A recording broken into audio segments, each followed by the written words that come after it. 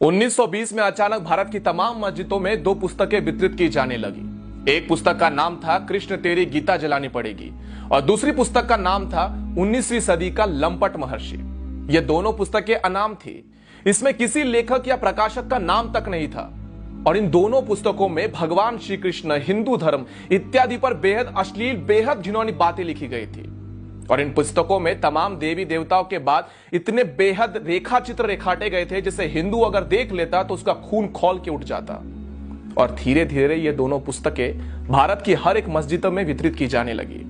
यह बात जब गांधी तक पहुंची तो गांधी ने इसे अभिव्यक्ति की स्वतंत्रता बताकर गौण कर दिया और कहा कि भारत में सबको अपने अपने विचार रखने का, अपने अपनी बातों को रखने का पूर्ण अधिकार है। फिर एक दिन अचानक 1923 में लाहौर स्थित राजपाल प्रकाशक के मालिक महाशय राजपाल जी ने एक पुस्तक प्रकाशित की जिसका नाम था रंगीला रसूल। उस पुस्तक के लेखक का नाम गुप्त रखा गया था और लेखक की जगह लिखा गया था दूध का दूध और पानी का पानी। हालांकि उस पुस्तक में असली लेखक पंडित चंपूपति थे जो इस्लाम के जाने माने विद्वान थे। और सबसे अच्छी बात यह थी कि उस पुस्तक में कोई भी झूठ नहीं था बल्कि तमाम सबूतों के साथ बाकायदा आयत नंबर, हदीस नंबर इत्यादि देकर कई बातें लिखी गई थी। 1.5 वर्षों तक रंगीला रसूल बिकता रहा पूरे भारत में, कहीं कोई बवाल नहीं हुआ। लेकिन एक दिन अचानक 24 मई 1924 को गांधी ने अपने समाचार पत्र यंग इंडिया में एक लंबा चौड़ा लेख लिखकर रंगीला रसूल पुस्तक की खूब निंदा करी और अंत में 3 पंक्तियां ऐसी लिखी: मुसलमानों को स्वयं ऐसी पुस्तक लिखने वालों को सजा देनी चाहिए। गांधी का यह लेख पढ़कर पूरे भारत के मुसलमान अचानक से भड़क गए और राजपाल प्रकाशक के मालिक महाशय राजपाल जी के ऊपर केवल 3 वर्षों में 5 बार हमले हुए। लेकिन गांधी ने एक बार भी हमले की निंदा नहीं की थी।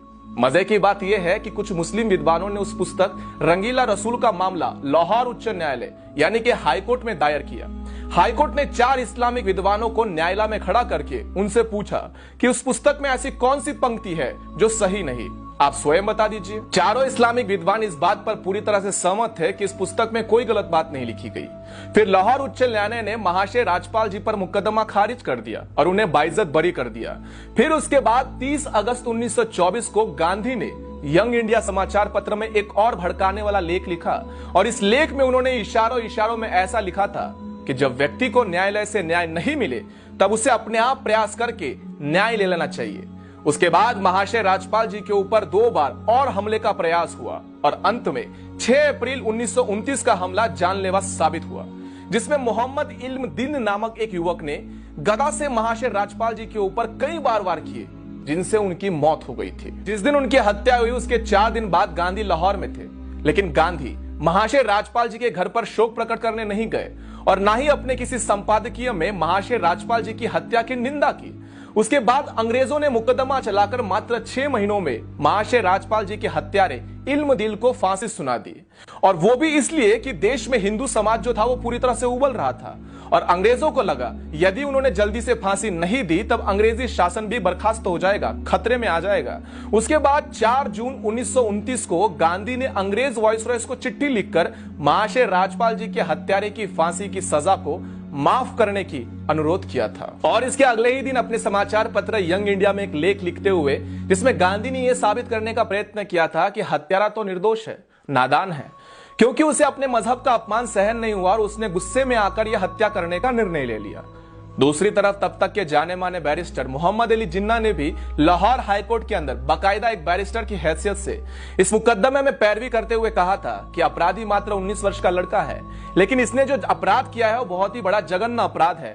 इसके अपराध को कम नहीं समझा जा सकता, लेकिन इसकी आयु को देखते हुए इसकी फांसी को सजा को उम्र कैद में बदल देना चाहिए या फिर इसे काले पानी में जेल में भेज देना चाहिए। लेकिन अंग्रेजों ने 31 अक्टूबर 1929 को महाशय राजपाल जी के हत्यारे मोहम्मद इल्म दीन को लाहौर जेल में फांसी पर चढ़ा दिया था। बापू, तुम्हारा अहिंसा का पाठ एक तरफा था।